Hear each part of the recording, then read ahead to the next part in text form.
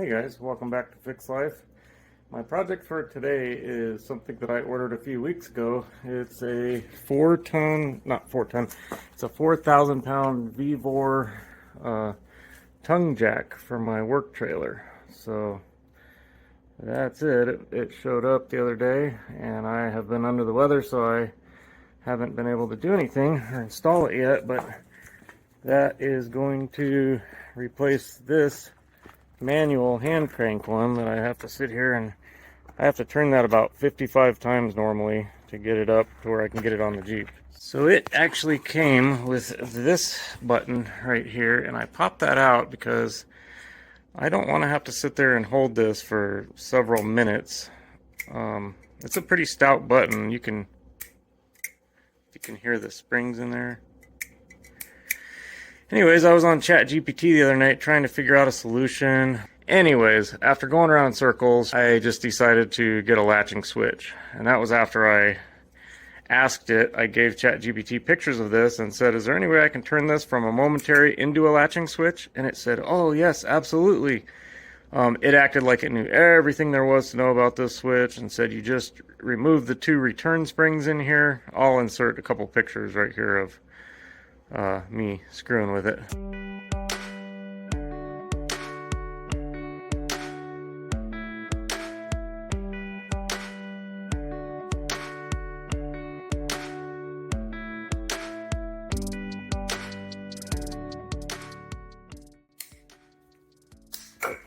Okay. That's not latching. ChatGPT lied to me. I was like, what the I was so pissed. Anyway, later that night, I ended up ordering this, which yeah, it is latching. So, the only thing I'm concerned about is I did the measurements, but this top part does seem to overhang a little bit.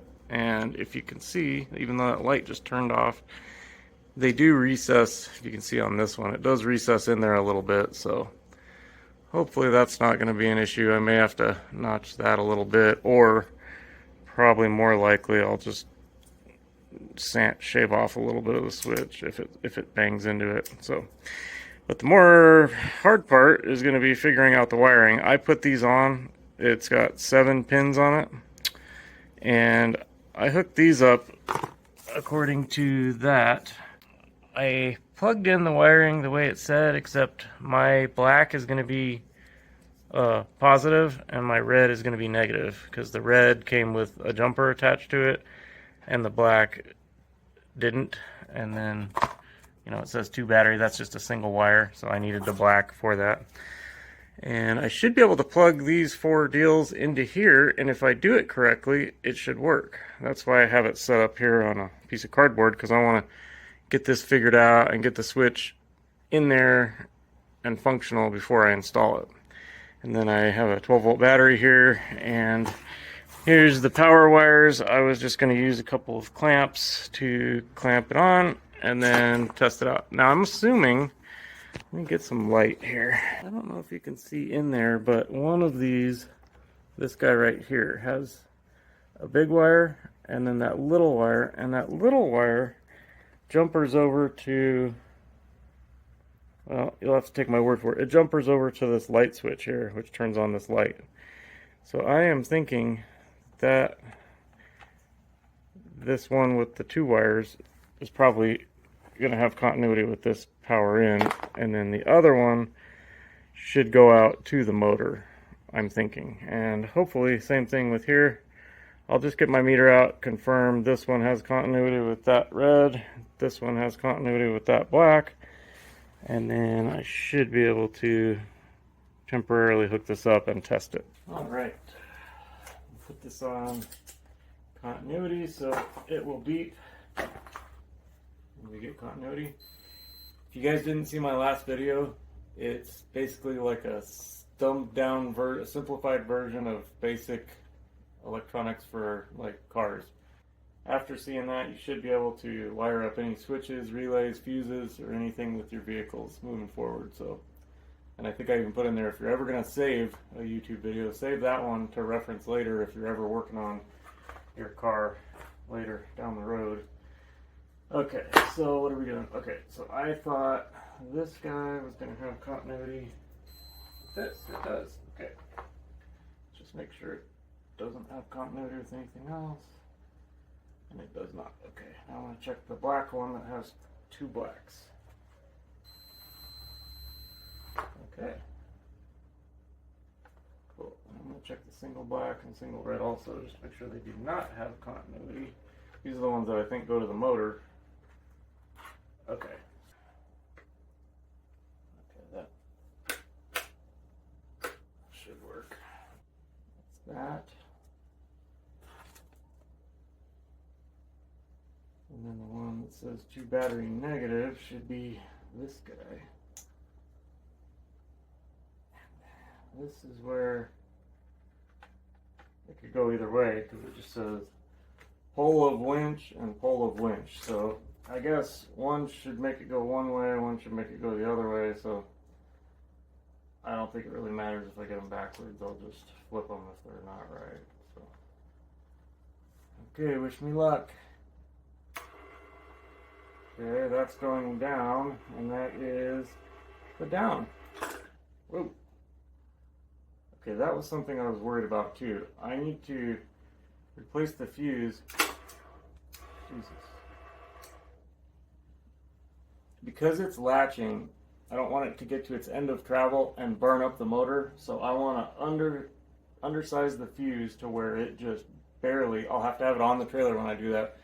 See how many amps it draws to lift the trailer up and down, and I'm going to put the fuse almost exactly at that. I may pop a fuse a couple times just doing it, but I don't care. I have tons of fuses, and I don't want to accidentally, if I leave it at 30 amps and it only pulls 10 to go up and down, and then it gets to its end of travel and pulls 30 before it pops, you know, I just want it to pop as soon as it gets. This would be like if I forgot and left it on and went to go do something, which I'm planning on doing. I'm going to hit the button, and then while it's going up, I'm going to go get the chocks out of the trailer and do it, because it takes, you see how slow it is. So that's cool though. I got got it right my first try.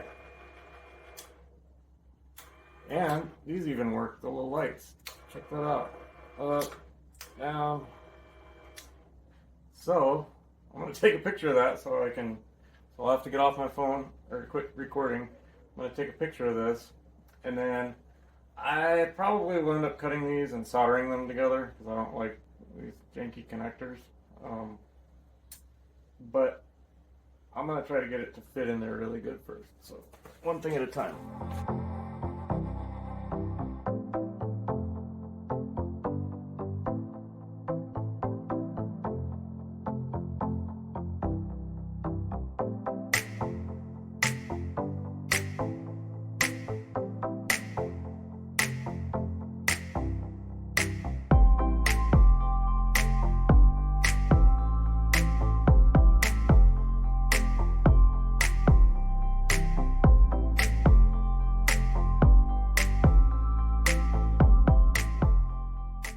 I'm gonna have to try to get this thing in there, and worst comes to worst, I'm gonna take my grinder and cut the front of this off because the crimper's right here, and that's a lot of overhang to fit inside here. But anyways, now I'm gonna have to get this on there before I even do that. Damn it, this sucks, but it might work. We'll see. Sorry, you guys can't see much, but okay, go in there. All right, if I can squeeze it right there, I'll be good.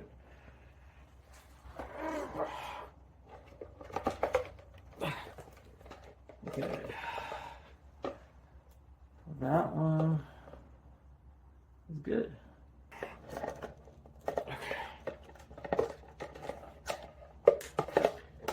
Come on. See if I can kind of heat shrink these on there. Alrighty guys, this is what we ended up with. I just gotta clip those two onto that switch down there. Down there. And I probably should test it one more time before I put it all back together. So I'm gonna do that real quick.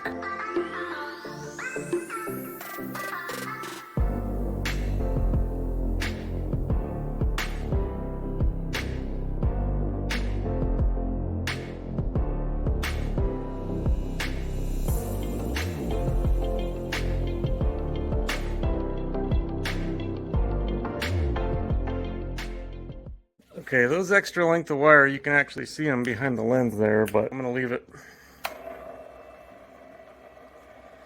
So it's going up. See how slow? And this battery's almost dead, I think. And then down. Oh, that barely latches. It barely goes in far enough to latch. Wow. I'm gonna meter that battery. That is terrible. Wow. That's not good. Alright, this battery is smoked. I need to charge it. This battery I charged and it has like a dead cell or something, but it's not serviceable. So I dropped it a bunch of times on concrete with some cardboard on it, and that gets some of that sulfate off of those plates, and then it was able to charge up to like 12.6 or whatever. So, but it hasn't been charged in like 3 weeks, so I'm gonna charge it back up. Maybe it just has no old cranking amps left in her. But anyway, would that bother you guys seeing these lights enough to take it back apart? And I mean, I was actually surprised I was even able to get this clamshell on there, but I don't know. I think I'll leave it for now. Alrighty guys, it's the next day. Gotta get this stuff off so I can jack it up so I can switch this out. Let me show you the coolest locks that I was able to find, made by Rhino. It's the same key for both of them, and the key is like a twist lock. So when you turn the key, it tightens down, and this keeps people from being able to steal your trailer. And then this one, it's that simple. And then when you go to put it back on, whoop, you just do that, and then this deal on the bottom, just push up. Pretty cool. I think it was like 50 bucks for both or something, but when I was looking, I did a lot of research before I found these, and in my opinion, they're the best. I'm gonna get another one of my favorite tools and jack this up.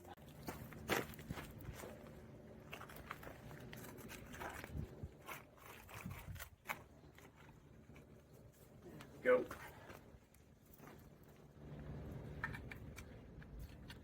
Alrighty.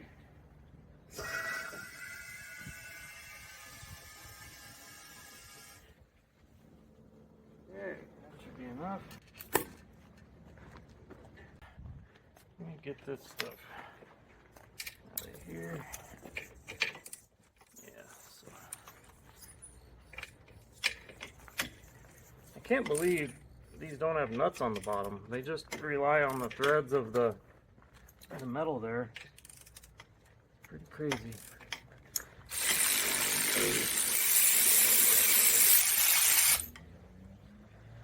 So,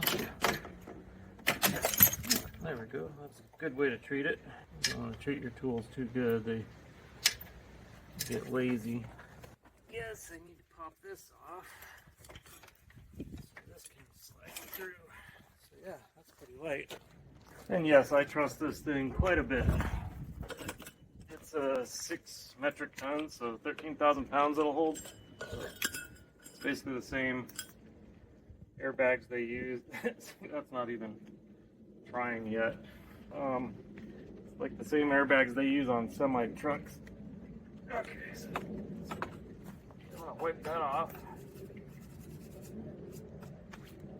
Probably what I should do is, it's starting to rust there a little bit. I'm going to take a wire brush to that, spray it with some rust reformer, and then I'll plop this on. It'll take a few extra minutes, but I don't want it to rust, so give me a minute.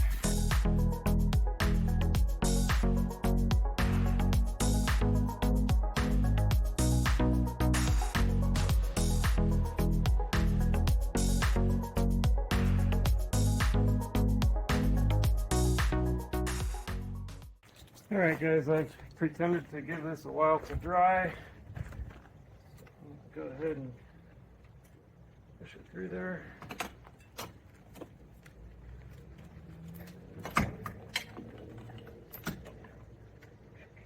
Oh wow, it just landed right in place. And I lost a bolt. So that's cool. Oh, I think I see it.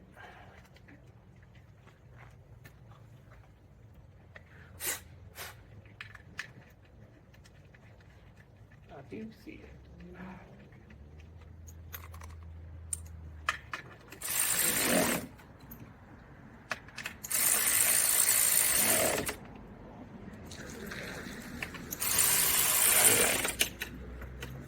I'm not sure what the torque spec is. Wow, it says 15 to 26 foot-pounds, so I thought it was going to click right off the bat.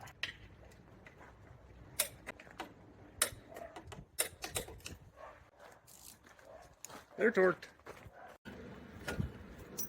Just barely. Okay. So they give you quite a few different adjustment points. I'm going to start right there. I may, after it's up, I might have to adjust it, but let's start there. And go ahead and let her down, but not on the cord. Okay. I'll put a link for this in the description, guys. These things are so awesome, and you don't have to get the 6-ton ones. They have a 3-ton, a 4-ton, a 5-ton, and those would probably be, a 3-ton would probably be adequate, and they're way cheaper. I think they're under $100. This was like $270 or something. But the 3-ton ones I think only have 3 ribs or sections, and they're lighter. This is like 58 pounds. I probably wouldn't recommend this one unless you're lifting 15,000 pounds. So anyway, I do trailers and stuff quite a bit, so that's why I went with this one. Just wanted to be able to do it all. But yeah, pretty awesome. This is actually made by Vevor, same as this. I freaking love Vevor. And it's a Chinese company, I'm sure, but they have like 3 or 4 warehouses here in the US. Okay, let's turn on the lights. Made a video about that. And then also have a video of making I have a video for everything on this trailer. Okay, and these just clamp on. So this is just a little inverter so that when we're out on the job site we can plug stuff in. And it also, you can charge your phone and stuff, and I can flip the switch and see what the battery is. Oh, it must have a capacitor built in. Anyways, okay. Get that out of the way and figure out where we're going to come through at.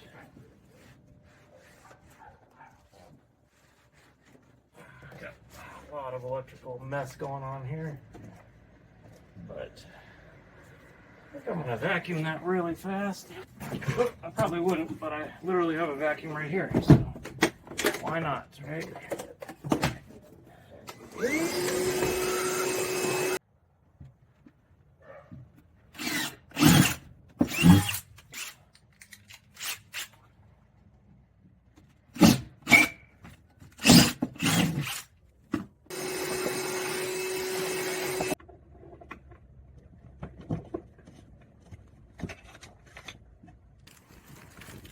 I'm going to start with 1/4 inch, which I don't think is going to be big enough. Probably have to do 3/8. I'll just check. Holy crap. That is going to fit. Okay. Well, I don't like how that's bare, so I'm going to just do it from scratch. When you do this stuff, kind of push it on. You don't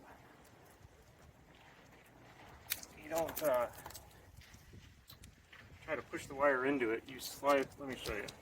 So you take your starting point and you just kind of push it on, and then from there, push it. I'm going to be popping fuses, try to figure out the smallest fuse I can possibly use, because if I hit the button and I walk away and I'm doing something and it maxes out up or down, I don't want the motor to burn up. I want the fuse to pop. So I'm going to figure out just down to a gnat's ass how many amps this thing draws, and if it draws 2 amps over that, I want it to blow. So Even though I ran the positive and negative through here, I'm going to push this back through. I'm going to ground the negative to the frame. It's not long enough to reach that anyways.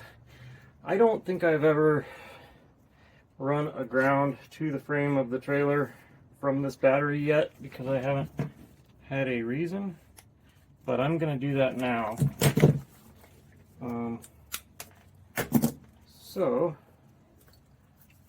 And I'll just ground, I'll put a ring terminal on the end of this and a ring terminal on the end of that, and I'll just ground them both through the same screw to the frame. So right under there.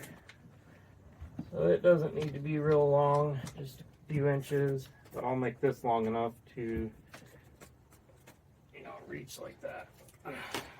And I gotta clean all this up at some point, but we were tracing down an issue that had me picking all that crap apart, so it ended up being one of the door switches. What the heck? Everything I have is like not sharp anymore. Okay. I showed these in that video the other day. Actually, I can't use these up here. I need to use these. Let's see. That fit. Perfect. And then we'll need some heat shrink. So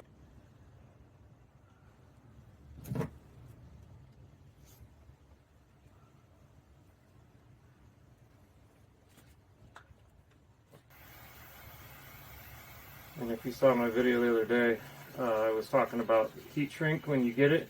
Try to get 3 to 1 at least, possibly 4 to 1. So this shrinks down to 1/3 of its original size, and it also has glue inside it. Let me show you. Okay, you see how there's glue coming out the end there? That actually seals it very well. And I've tried to take this stuff off. You have to use a razor knife and peel it off because it sticks so good. So that really does seal whatever you're trying to seal. It's important to get good quality. Anyway, I show all that in my video the other day. I have a few different sizes. This is 10 gauge. And this is 14, I think. Okay.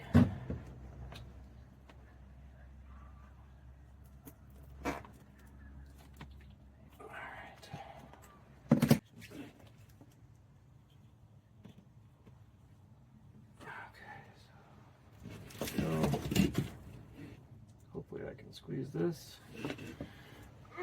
Yeah. Okay.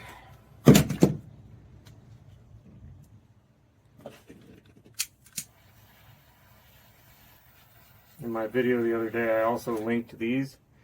I believe a 4-pack of these is like $10.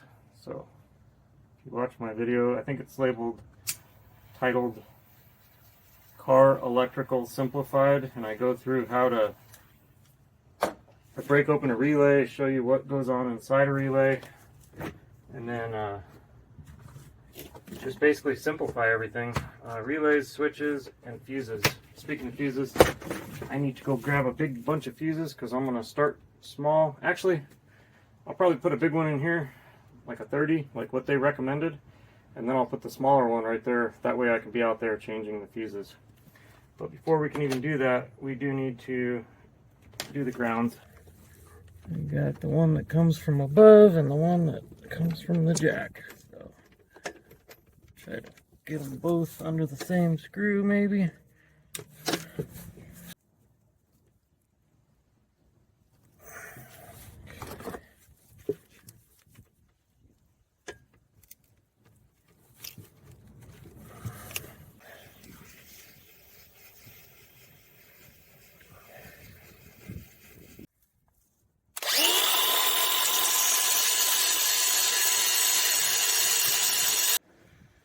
Okay, come on, go through both of those, would you? All right. Okay. Is that tight? Oh yeah, she's tight. Okay. I wanted that to look a little better, but it'll work. That's the main goal. Okay, so now we've got a ground from the battery coming to the frame and coming out of the frame to the jack. So it's basically the same as running from the battery to the jack, except now I've grounded the frame. Yeah, back when I did this, I didn't even have these fuse holders, which I linked the other day. I'm going to go back when I clean this up and actually use them. So what I did back then, and this is super low gauge, it's for triggering a relay, so it doesn't need to be much, but anyway, I still fused it and just used female spade connectors. But I'm going to go ahead and hook up. I usually hook up ground first. If you hook up positive first on things and there's any kind of current load, it can try to ground itself through other things, and that can be very bad. It can smoke small little parts of circuit boards and things like that. So try to be in a habit of grounding first when I'm hooking up something new.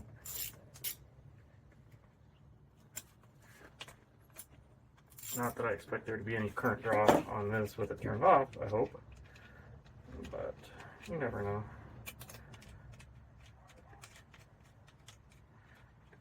This one, I took the 30 amp fuse that was out there and I put it in here. So there is no fuse out there right now. So yeah, I could have done this one first. But anyway, we're going to go out there and experiment with different size fuses. Okay.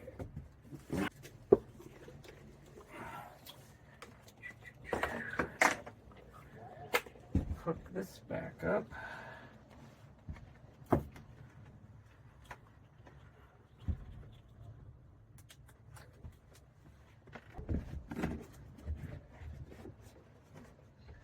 Come on, stay in line.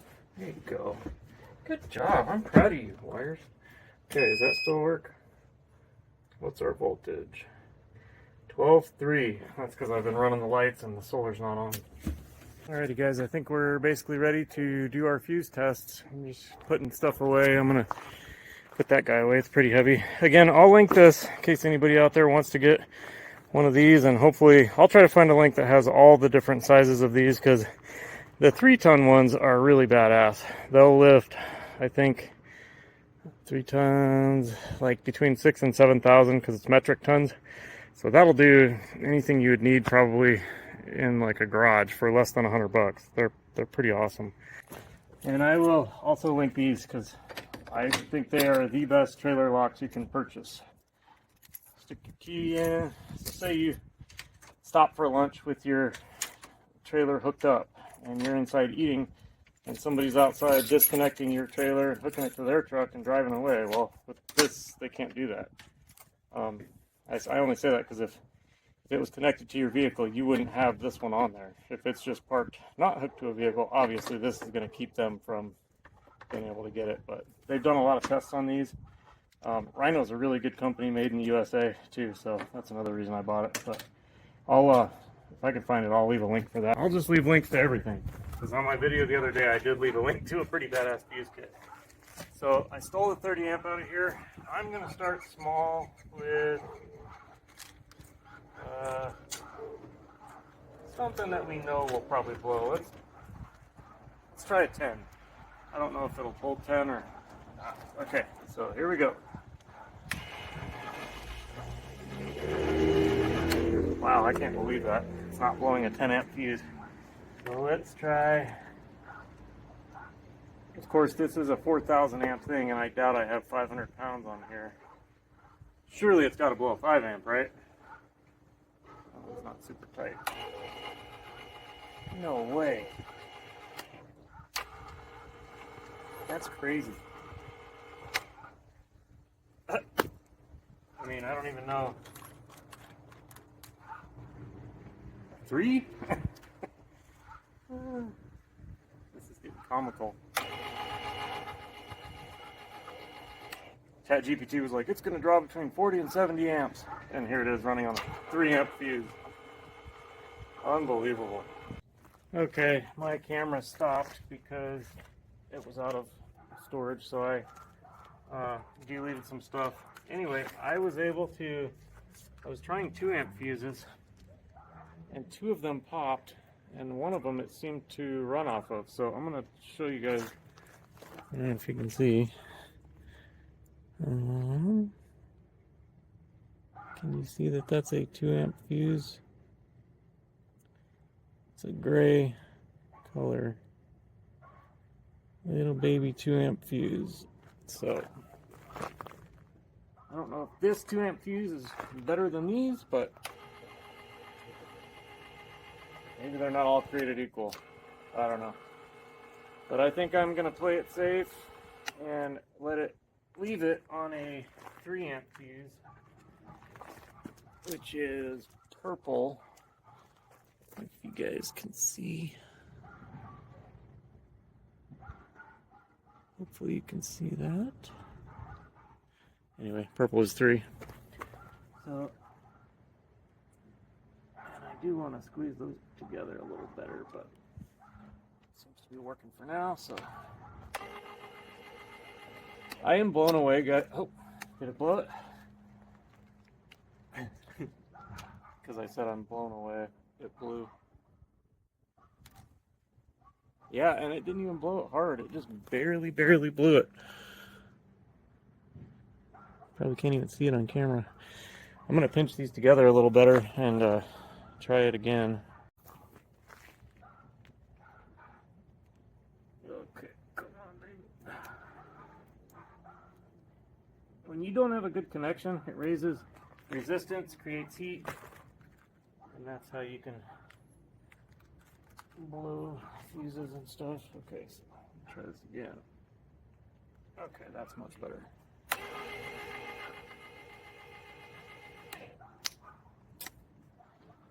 Yeah, so I'll just do a 5, but that is still incredible to be able to. ChatGPT was telling me 40 to 70 amps. If you show this to anybody that knows about electricity, they'll be blown away that a 4,000 pound tongue jack. And I say 500 pounds, I don't know if that's how much it has. We've got that Vevor thing that weighs 58 pounds. I got a battery sitting right here. I have an air compressor, and that's all in front of the axle. So I know it's nowhere close to 4,000 pounds, but it's still considerable.